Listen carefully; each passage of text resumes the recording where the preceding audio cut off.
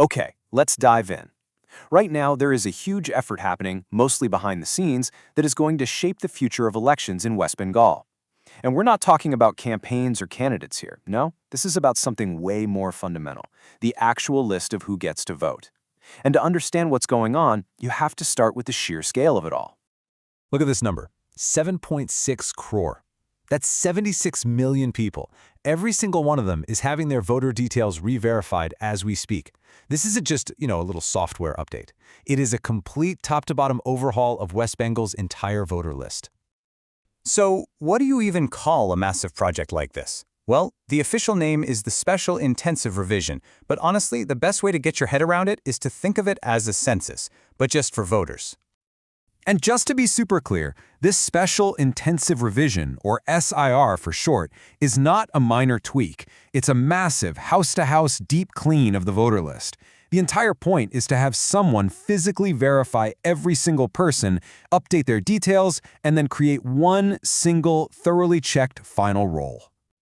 The Election Commission's whole game plan here really breaks down into 4 big steps. First, you verify everyone who's already on the list. Then comes the cleanup phase, weeding out any duplicates, any errors, maybe people who've moved or passed away. Step 3 is all about adding the new folks, all the newly eligible 18-year-olds. And the final goal? To publish one single accurate master list. That all sounds pretty good on paper, right? But how in the world does an operation this big actually work on the ground? And more importantly, what does this actually look like for you, the average citizen? Well, for the public, the whole thing really comes down to this crucial 1-month window. From November 4th all the way to December 4th, officials are going to be going door to door. After that month is up, they take all that data, they process it, and then sometime after that, a final, cleaned-up list gets published. And this chart really puts the numbers into perspective. That first bar, that's the 7.6 crore voters we're talking about. But behind that, you've got this massive logistical effort. We're talking about over 80,000 officials deployed and planning for thousands of new polling booths. It's a logistical beast for sure. So what happens when one of those officials actually shows up at your door? Well, there are some important safeguards. They're supposed to be carrying an official ID with a QR code that you can actually scan to verify it's them. The forms they give you will have their contact info on them too.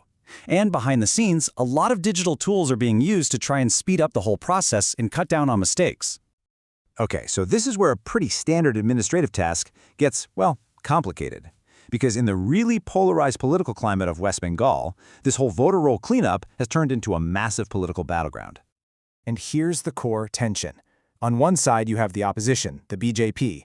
They've raised some serious concerns about what they call illegitimate documents being used to get people onto the voter rolls in the first place. But on the other side, you have the ruling party, the TMC, and they're warning against wrongly removing genuine voters, even threatening protests and legal action if that happens.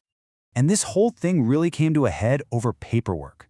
The state government wanted to allow certain state-issued ID cards as valid proof, but the Election Commission said no. They insisted on one single uniform standard for documents across the whole country.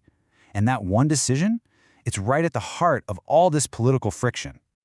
So with all this political tension swirling around, the stakes are just incredibly high. Which brings us to the real question. What are the potential impacts of this whole process on the state?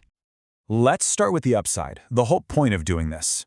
The intended outcome is to boost electoral integrity. Right? A cleaner, more accurate voter roll means fewer errors, less confusion on Election Day, and hopefully a final result that everyone can agree is legitimate. But, and this is a huge but, here's the major risk. In a supercharged political environment like this, even a routine correction, like removing someone's name because they've moved, can instantly be spun as a targeted political attack. And that perception, whether it's true or not, can seriously damage public trust in the entire process. And that kind of mistrust could have very real consequences. You could see a flood of legal challenges over every name that gets removed. You could see parties organizing protests on the streets. And hey, if a lot of names are added or deleted in specific areas, it could literally change the local election math, which will absolutely lead to allegations that people were being targeted. All right, so after all that high-level political drama, let's bring this right back down to what matters most. What does all of this actually mean for you, the voter, on the ground in West Bengal? So here's a quick checklist of what you need to do. First, just be ready for a visit sometime between early November and early December. When the official gets there, you can ask to see their ID and even scan the QR code to verify it. Have your documents handy, things like an Aadhaar card or a passport. And this is the most important part. Once that final list is out, you have to double-check that your name is on it. And look, if you check the list and find your name is missing by mistake, please do not panic. The system actually has safeguards built in. You have a right to an official hearing, and you can appeal the decision. This is exactly why it's so important to keep all your documents and paperwork safe. All of which brings us to the final big question. This entire project is designed to build trust in our elections. But what happens when the very process of cleaning the voter rolls becomes a political battleground? How do you make sure that the final list, the very foundation of a democratic election, is actually trusted by everyone? That's the challenge.